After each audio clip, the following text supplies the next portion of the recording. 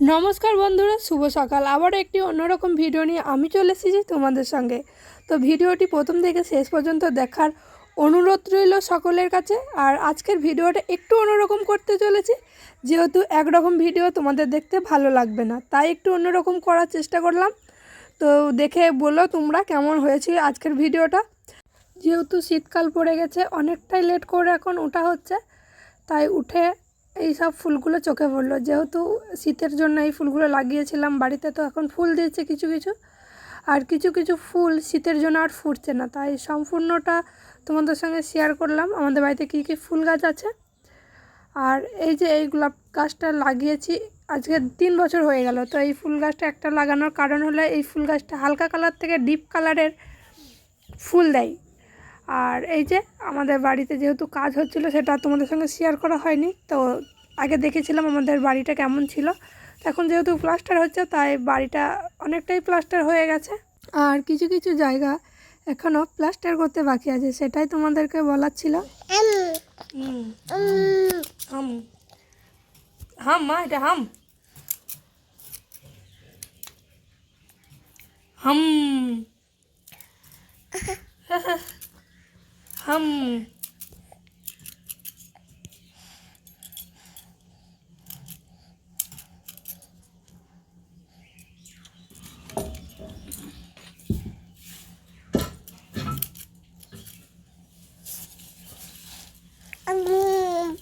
মাম দেখো,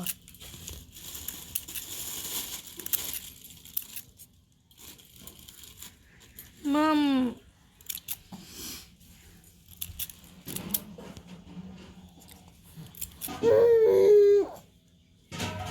আর দেখলে পাপড়ি কতটা খুশি হয়েছে না, মাছগুলো দেখতে পেয়ে শুধু হাম হাম করছে। তো আজকে এতটা মাছ নেওয়ার কারণ হলো ছোটদা আজকে বাড়ি আসবে। তো বাড়ি এসেছিলো ছোটদা আজকে, আর এত কিছু জিনিস নিয়ে এসেছে আমার জন্য, যেহেতু আমি এগুলো খুবই পছন্দ করি। তো দুপুরে রান্না মায়ের কমপ্লিট হয়ে গেছে, সেটাই তোমাদের সঙ্গে শেয়ার করছি যে আজকে কী কী রান্না করেছিল মা। তো আজকে অনেক কিছু রান্না করেছিল, আর রান্নাগুলো খেতেও খুব সুন্দর হয়েছিল। মানে বলে না অনেকে যে বড়াং করছো, মানে বড়াং করা না, আমার মায়ের হাতে সত্যি রান্নাগুলো খুবই টেস্টি হয়।